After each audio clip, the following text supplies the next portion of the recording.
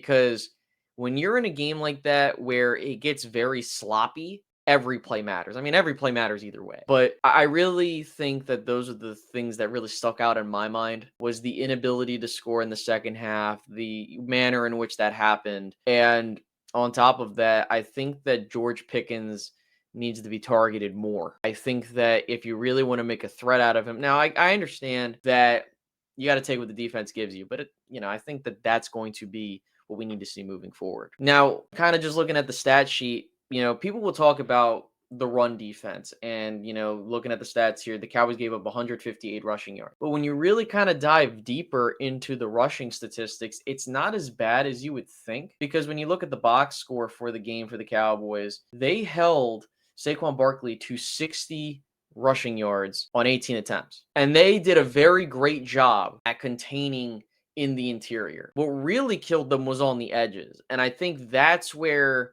you're going to need to improve in that room. And I think that's part of when you have guys that are young in that room and are still developing. Specifically, I'm looking at a guy like Marshawn Nealon, for example, and seeing what he can do. You're going to need to see more improvement out of that, because there was that. But I know I talked about this on Twitter/X, whatever you wish to call it, and on other channels, was defensively, I think that your weakest point is your linebackers, and it showed on Thursday night. The reason why it showed on Thursday night was because of the fact that when we looked at what they did and when we looked at how they were just slow, that's not going to cut